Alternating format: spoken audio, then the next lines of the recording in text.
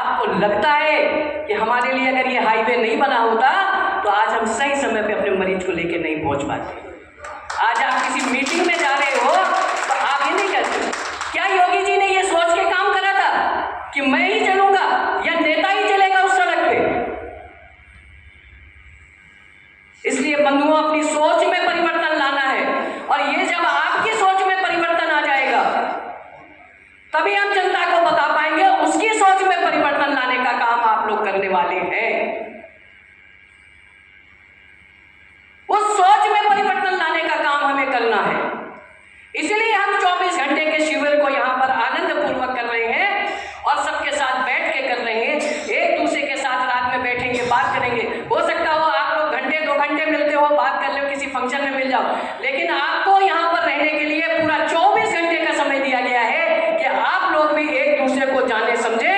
जब हम एक दूसरे को जान और समझ लेंगे तब जाके हम अपनी बात को पूरी प्रामाणिकता के साथ लोगों के बीच में रख पाएंगे। तो बंधुओं, मुख्यमंत्री कन्या सुमंगला योजना, उत्तर प्रदेश सरकार की कन्या सुमंगला योजना और केंद्र सरकार की योजना बेटी बचाओ बेटी पढ़ाओ के अभियान से शुरू हुई। उसमें कन्या सुमंगला योजना निकल कर आई।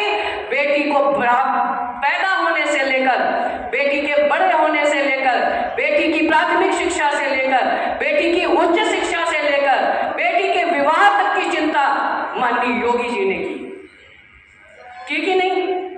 अब तक आपको पता है 4 लाख बेटियों की शादी हो गई। आपके क्षेत्र में भी बहुत सारी शादियां हुई, हर साल शादियां होती हैं। जब से सरकार बनी है, ठोस निर्णय, ये सराहनीय कदम। बेटी के पैदा होने पे कुछ परिवारों के पास आर्थिक कमजोरी होती है। ऐसे परिवारों के पास जहां पर दहेज की मांग की जाती थी, बेटी के पैदा होने को अभिशाप माना जाता था। राजस्थान में आज भी वो जिले हैं, आज भी वो गांव है जहां पर बेटी को पैदा होने से समय मार दिया जाता था।